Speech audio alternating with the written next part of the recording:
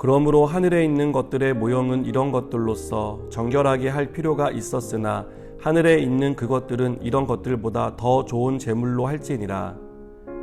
그리스도께서는 참것의 그림자인 손으로 만든 성소에 들어가지 아니하시고 바로 그 하늘에 들어가사 이제 우리를 위하여 하나님 앞에 나타나시고 대제사장이 해마다 다른 것의 피로써 성소에 들어가는 것 같이 자주 자기를 드리려고 아니하실지니 그리하면 그가 세상을 창조한 때부터 자주 고난을 받았어야 할 것이로되 이제 자기를 단번에 제물로 드려 죄를 없이 하시려고 세상 끝에 나타나셨느니라.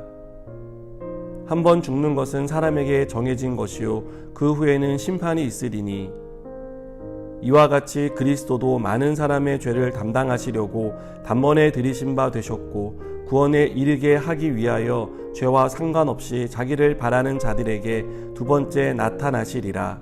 아멘. 부모는 자녀를 위해 최선을 다합니다. 사실 최선을 다한다는 말로 부모가 자녀를 위해 하는 일을 다 설명하기는 어렵습니다.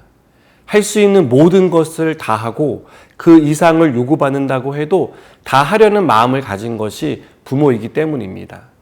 어떻게든 좋은 것을 주기 위해 그리고 더 나은 삶을 살게 하기 위해 자신을 희생하는 것이 부모라고 생각합니다. 이것이 사람이 하나님과 닮은 부분이라고 생각합니다. 하나님은 우리를 위해 모든 것을 주셨습니다. 할 수 있는 한, 아니 하나님이 할 수 있는 모든 것을 동원하신 것이 십자가 사건입니다. 저주와 형벌의 상징인 십자가에서 하나뿐인 아들을 죽게 하신 일은 결코 작은 일이 아닙니다. 이것은 가장 큰 일이며 우리를 향한 하나님의 사랑이 무엇과도 비교할 수 없이 크다는 것을 보여주는 일이라고 믿습니다. 이렇게 우리를 사랑하시는 하나님은 율법과 제사 등 모형과 그림자에 만족하며 살던 우리가 더 이상 모형과 그림자가 아닌 실체와 실제를 보기를 원하셨습니다. 율법이 죄가 무엇인지를 가르쳐주고 제사가 어떻게 죄를 용서받을 수 있는지를 보여주는 모형과 그림자라면 예수님이 십자가에서 죽은 것은 죄인이 죄를 용서받고 구원받을 수 있는 길이 무엇인지를 보여준 실제입니다. 구원은 예수님의 피로만 가능하며 그것은 예수님이 다른 번의 제사를 위한 제물이 되어주신 결과입니다.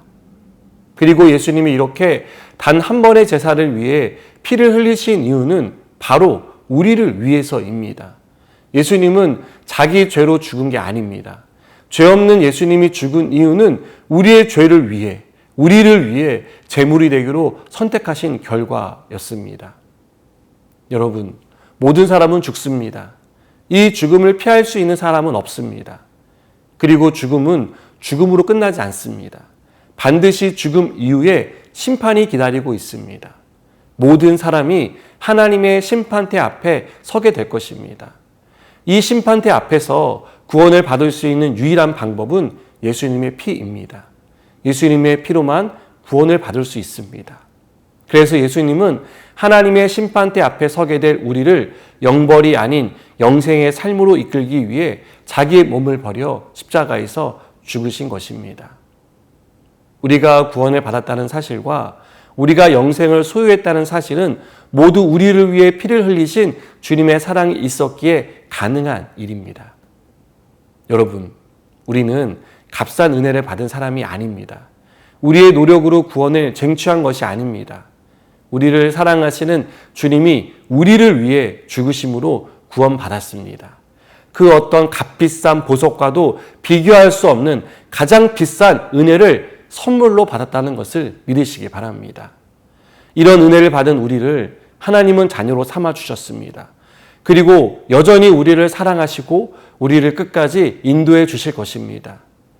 오늘의 삶이 버겁고 힘들다 해도 우리에게 주신 은혜를 생각하고 인내하는 저와 여러분이 되었으면 좋겠습니다.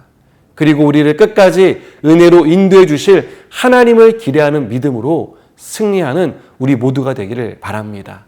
기도하시겠습니다. 하나님, 우리에게 주신 이 은혜들을 기억하며 살아가게 하여 주시고 끝까지 인도하실 하나님을 신뢰하게 하여 주시옵소서. 예수님의 이름으로 기도드립니다. 아멘.